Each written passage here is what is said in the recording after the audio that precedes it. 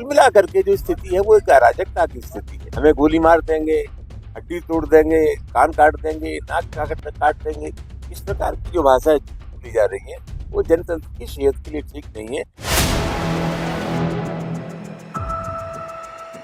सपा के राज्यसभा सांसद रामजी लाल सुमन के राणा सांगा को लेकर दिए गए बयान के खिलाफ शनिवार को एक बार फिर से करनी सेना ने हल्ला बोल करने का ऐलान किया है। दरअसल राणा सांगा की जयंती पर गढ़ी रामी में क्षत्रिय करनी सेना ने रक्त सम्मान सम्मेलन का आयोजन किया है। पुलिस को आशंका है कि करनी सेना के समर्थक एक बार फिर से सपा नेता रामजी लाल सुमन के घर पर हमला बोल सकते हैं। पुलिस ने इसके लिए तैयारियां भी कर ली हैं। खबरों के मुताबिक पुलिस ने आगरा और आसपास के जिलों की जेसीबी मशीनें जब्त कर ली हैं। पुलिस को आशंका है कि क्षत्रिय करनी सेना के समर्थक बुलडोजर लेकर आ सकते हैं और सपा सांसद रामजी लाल सुमन के घर पर हमला कर सकते हैं।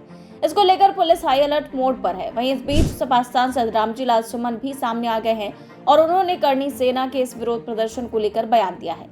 रामजी लाल सुमन ने कहा कि उन्होंने किसी धर्म का नाम नहीं लिया। साथ ही उन्होंने ये भी कहा कि अगर मेरी बात से असहमति थी तो जनतंत्र के द्वारा दिए गए रास्ते को अपनाते। ये जो हो रहा है वो अराजकता है। देखिए, एक तो मैंने किसी धर्म का नाम नहीं लिया।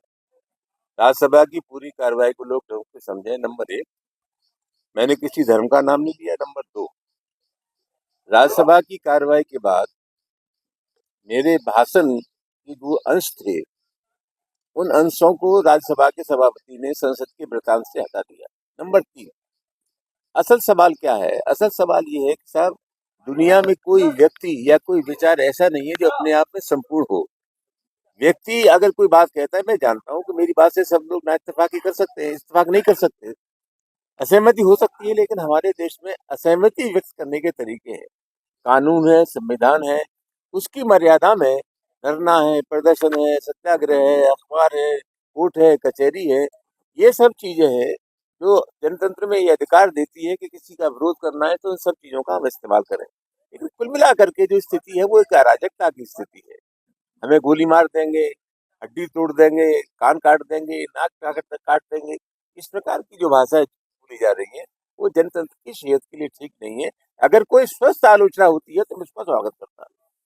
एक बात और आ रही थी कि पीडीए पे हमला है, जो आपने बात कही थी, उधर से जो बात उठी फिर उसके बाद आया ये पीडीए पे हमला है, तो ये पीडीए पे हमला कैसे आप मानते हैं? देखिए, एक विचार है जो अपनी मनोवृत्ति से समझौता करने को तैयार नहीं है, सामंती विचार, और कुल मिला के वक्त रहते हुए लोगों को उसमें तब्दीली करनी चाहिए। आज स्थिति क्या है? अभी राजस्थान विधानसभा में प्रतिपक्ष के नेता थे, मंदिर चले गए तो मंदिर साफ किया गया। अखिलेश यादव ने जो मुख्यमंत्री पद का छोड़ा तो उसको गंगा जल से साफ कर दिया। आखिर क्या है विवाद का? जहां तक सवाल है, मैं भाजपा के लोगों से पूछना चाहता हूँ, 1991 में जब संसद ने कानून बना दिया कि 15 अगस्त 47 से पहले जहाँ मंदिर था वहाँ मंदिर रहेगा, जहाँ मस्जिद थी वहाँ मस्जिद रहेगी, तो फिर ये गड़े मुद्दे उखाड़ने की जरूरत क्या है? फिर एक विचार ये भी है कि साहब आप ज्यादा खुदाई करिए तो बौद्ध मठ निकलेंगे, बौद्ध धर्म के अवशेष निकलेंगे। ये विवाद समाप्त होना चाहिए। और कुल मिला के स्थिति है कि किन लोगों ने इसको शुरू किया, ये भी एक विचारणीय सवाल है। मैं चाहता हूँ समाज में सद्भाव रहे और कुल मिला करके हमारे देश में विरोध करने के जो तरीके हैं उनका इस्तेमाल किया जाए। आपको अपने परिवार की और अपने जान माल का खतरा है? जिस तरह की धमकियां मिल रही है, मैं समझता हूँ खतरा तो हो ही सकता है। जिस तरह की धमकियां मिल रही है, हमें मार देंगे, 50 लाख रुपए इनाम देंगे, कोई गोली मार दी वरना हम खुद ही गोली मार देंगे, कोई जीव काट रहा है, तो ये सब तरह की जो धमकियां मिल रही है, मैं समझता हूँ उसके चलते सुरक्षा की आवश्यकता है। आप हाई कोर्ट क्यों गए? ऐसा है, जैसे ये घटना हुई तो सबसे बड़ा सवाल ये था कि उपराष्ट्रपति राज्यसभा के सभापति होते, वो सभा का संचालन करते हैं और हमारे संरक्षक भी हैं। मैंने उपराष्ट्रपति जी से विनम्र आग्रह किया किस तरह की धमकियां मिल रही है, और मैंने डीजीपी, होम सेक्रेटरी, इन सब चीजों को जहां जहां सुरक्षा से मिल सकती थी, हमने सब जगह विनम्र आग्रह किया कि सुरक्षा का इंतजाम किया जाना चाहिए। कोई सिरफरा कोई भी घटना कर सकता है। जब वहाँ सुरक्षा व्यवस्था सुरक्षित नहीं हुई तो हमने हाईकोर्ट का दरवाजा खटखटाया। अच्छा, एक चीज बताया, आपने कभी सुरक्षा नहीं रखी। अच्छी तरह से हमें याद है कि चुनाव भी होते थे, सरकारी 2 पुलिस वाले आपको मिलते थे तो आप छोड़ के चले जाते थे। आज आप सुरक्षा की छावनी में है, पुलिस की छावनी, तब में और अब में क्या अंतर लगा? ये मुझसे क्यों पूछ रही हो? मैं छावनी में हूँ, इंतजाम पुलिस ने किया है, मैंने तो किया नहीं।